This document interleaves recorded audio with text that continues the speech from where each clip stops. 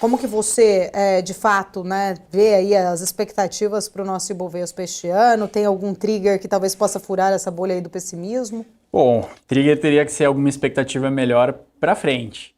Pensando nos próximos meses, difícil a gente conseguir enxergar isso de forma clara, porque justamente a gente tem um risco grande com a posse do presidente americano Donald Trump. Digo risco porque o mercado está considerando muito incerto, não é que é uma garantia que as coisas vão piorar para o Brasil, nada disso.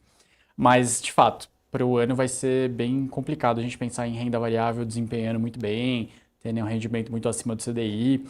Por isso que a gente deve ver uma alocação recomendada para renda variável, principalmente em Brasil, menor. Pode ser que renda variável para fora tenha alguma alocação mais interessante. A gente tem Estados Unidos cortando juros ainda, Banco Central Europeu cortando juros, China falando em corte de juros.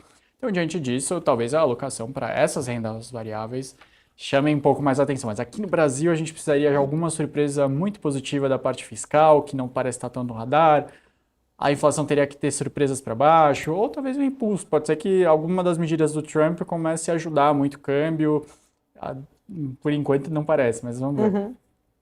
Nesse sentido, né, olhando ali para Estados Unidos, para o externo, não só o doméstico, essa expectativa, inclusive, né, talvez ali, se vier políticas mais protecionistas, de aumentar uma inflação, vamos dizer ali, o desafio, na verdade, de trazer a inflação para a meta nos Estados Unidos, deixa muito a leitura que talvez o Federal Reserve deve ter pelo menos 2 cortes de juros nos Estados Unidos esse ano. A gente teve dados do trabalho ontem também, reforçando um pouco essa leitura. Você enxerga, né, esse impacto do dólar ainda pressionando bastante aqui, especificamente quando a gente faz a comparação com a desvalorização do real? Pelo menos no começo do ano, sim. Porque justamente se aqui no Brasil a gente está com dúvidas de até quanto a nossa inflação vai, lá fora a dúvida é a política protecionista vai ser colocada toda em curso, ela é inflacionária.